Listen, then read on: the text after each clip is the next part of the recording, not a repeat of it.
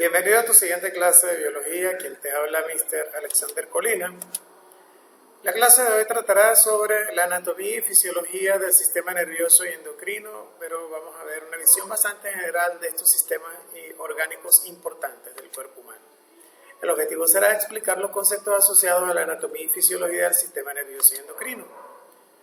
Empezaremos por definir un poco lo que es el sistema nervioso y cómo se ha constituido. El sistema nervioso analiza todos los estímulos captados por los órganos de los sentidos, que vimos la semana pasada, y por los receptores internos, y también elabora respuestas a esos estímulos. La transmisión de esta información es llevada a cabo gracias a las características de las neuronas, que son las células que constituyen este sistema. Las neuronas son las células principales del sistema nervioso. Los cuerpos de las neuronas se agrupan y constituyen los centros nerviosos del cerebro, como el encéfalo. Los axones de las neuronas de estos centros forman los nervios. Los axones son como los ejes que forman parte del cuerpo, la cola de ellos, que ya lo vamos a ver. Las neuronas se comunican entre sí transmitiendo la información en pequeñas corrientes eléctricas. Estas son denominadas impulsos nerviosos. La neurona que emite un impulso nervioso es la llamada neurona presináptica y la neurona que los recibe es la neurona postsináptica. En la siguiente estructura puedo mostrarte la forma de ella. Una célula que tiene como un flagelo protegido por unas sustancias especiales como acetilcolina y mielina que son responsables de la transmisión de lo que es el impulso nervioso. El axón es toda esta parte de la neurona, el cuerpo neuronal que viene siendo como el citoplasma donde está el núcleo de la neurona y las dendritas, que son las extensiones a través de las cuales ocurre el llamado impulso nervioso o se transmite.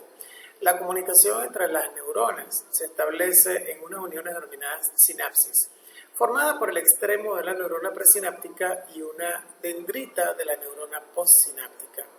El espacio que queda entre ambas es el llamado espacio intersináptico, es decir, puedes imaginarte una serie de estas células todas unidas a través de las dendritas y a la vez todo esto forma lo que llamamos nosotros el tejido nervioso. Recuerda que una agrupación de células forma parte de un tejido y el tejido nervioso está constituido básicamente por estas células que son las neuronas y vamos a ver que hay otro tipo, fíjate. En las neuronas se distinguen entonces tres partes: el cuerpo neuronal, como ya dije, la parte de la neurona que contiene el núcleo y la mayor parte del citoplasma. Las dendritas, que son las ramificaciones cortas que parten del cuerpo de la neurona. A través de ellas, las neuronas se conectan entre sí y reciben la información. Y el axón, que es la prolongación más larga de las dendritas y poco ramificada, y su función es transmitir la información entre las neuronas. ¿Cómo es la fisiología de la transmisión del sistema nervioso? En primera instancia, toma en cuenta que tenemos los neurotransmisores, esquematizados en esta figura con el número 1, la dendrita, que son las extensiones de las neuronas, y el axón. ¿Dónde están los neurotransmisores? En las dendritas. ¿Ven? ¿Dónde están las dendritas? En las uniones entre, vamos a decir así, la cola del axón y la dendrita de otra neurona. En esta unión es donde ocurre la sinapsis. Entonces, en este caso, esta es la neurona postsináptica y esta es la presináptica. El impulso va en este sentido, 1, 2, 3. El impulso nervioso viaja por la célula presináptica desde las dendritas hasta el extremo del axón. 2. Este impulso provoca la liberación de una sustancia denominada neurotransmisores al espacio intersináptico, es decir, entre neurona y neurona. Y los neurotransmisores cruzan este espacio y se unen a la dendrita de la neurona presináptica, produciendo en esta un nuevo impulso nervioso que provoca la liberación de una sustancia denominada neurotransmisores nuevamente al espacio intersináptico. Un ciclo va de neurona en neurona. El sistema nervioso central, el sistema nervioso lo podemos dividir de una manera muy general como vemos acá. El sistema nervioso central, que analiza la información y emite respuestas, está formado por un gran número de neuronas. Los cuerpos de estos son de color gris, sus axones son blanquecinos debido a la mielina que los recubre. Por ello, las zonas donde se acumulan los cuerpos neuronales se denominan sustancia gris y las zonas con haces de axones, sustancia blanca, que las encontramos en una muy buena parte de lo que es nuestro cerebro, el encéfalo y la columna vertebral. El sistema nervioso central se distingue en dos grandes centros nerviosos, el encéfalo y la médula espinal. El encéfalo está en el interior del cráneo, comprende el cerebro, el cerebelo y el tronco encefálico, como podemos ver en este dibujo.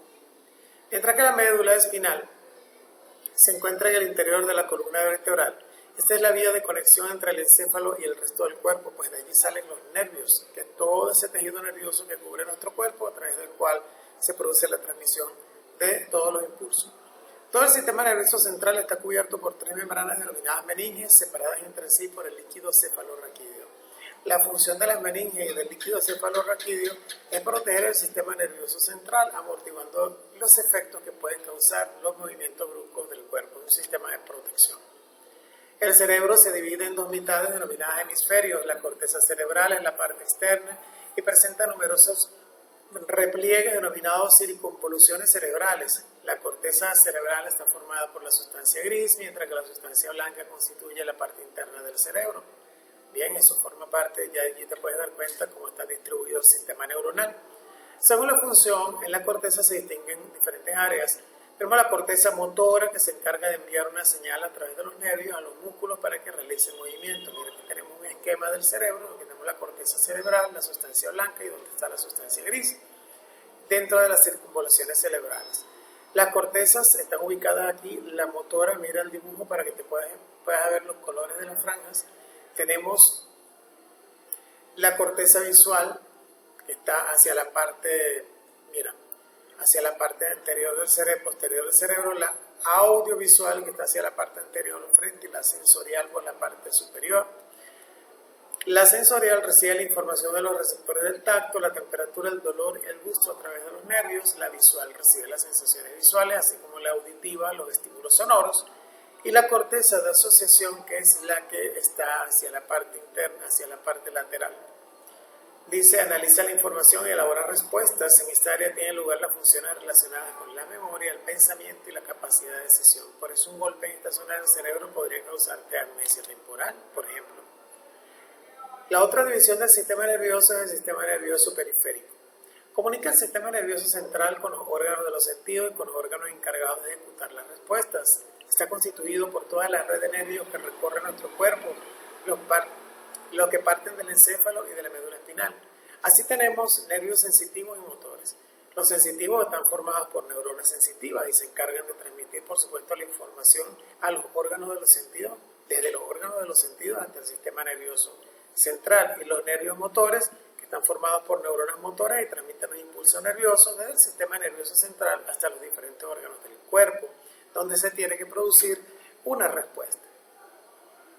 Pero también, según el órgano del que parten los mismos, podemos distinguir también los llamados nervios craneales y los nervios raquídeos. Los craneales son los que salen del encéfalo, algunos de estos formados por neuronas sensitivas, otros por motoras y otros por ambas. Bien, por supuesto vienen del cerebro, donde están estas cortezas que ejercen una función fundamental. Mientras que los nervios raquídeos son los que parten de la médula espinal, más los que están asociados hacia la columna vertebral. Estos contienen neuronas sensitivas y motoras también. Tenemos también una visión general del sistema endocrino ahora. El sistema endocrino es el encargado de llevar a cabo la respuesta hormonal, es decir, la segregación como reacción a un estímulo de una sustancia denominadas hormonas que controlan el funcionamiento de ciertos órganos. Las principales tenemos el hipotálamo, hipófisis, tiroides, paratiroides, páncreas, glándulas suprarrenales y las gónadas, que vienen a ser los ovarios en las mujeres y los testículos en el hombre. Este sistema está constituido por glándulas endocrinas o endocrinas que están especializadas en la elaboración de estas llamadas sustancias hormonas, que a la vez son moléculas orgánicas de naturaleza lipídica y algunas veces proteica, que se vierten en la sangre, bien, y que son transportadas hasta los órganos en los que van a actuar, denominados órganos diana. Recuerden que una diana es aquel círculo de colores al que nosotros apuntamos con dardos para jugar, ¿no? Apuntamos porque ese es el objetivo. El órgano diana es el objetivo de las hormonas. Si en un determinado órgano tiene que ejecutarse una función por la acción de las hormonas, estas viajarán por el torrente sanguíneo hasta llegar al órgano donde deben actuar. Por esta razón es que son llamados órganos diana.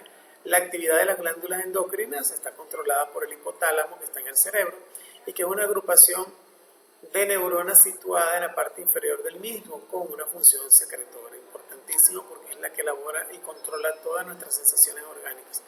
Hipófisis, pequeña estructura glandular situada bajo el hipotálamo, que se divide en 2 lóbulos que segregan hormonas. Entre estas destacan hormonas del crecimiento, activa el crecimiento y el desarrollo corporal, la prolactina, que estimula la secreción de leche después del parto, la hormona folículo estimulante que activa la producción, por supuesto, de los gametos. Bien, la tiroides y paratiroides, bueno, la tiroides es una glándula situada en la base del cuello, junto a la tráquea, segrega tiroxina, hormona que activa funciones celulares como la síntesis de proteínas, especialmente durante la época de crecimiento. La paratiroides, en cambio, es una pequeña glándula situada en la parte posterior de la tiroides, segrega la paratiroidea que regula la formación de huesos. Por supuesto que en edades tempranas es fundamental. El páncreas es una glándula anexa al sistema digestivo, situada a la altura de la cintura en el lado izquierdo del cuerpo, segrega hormonas como la insulina y el glucagón.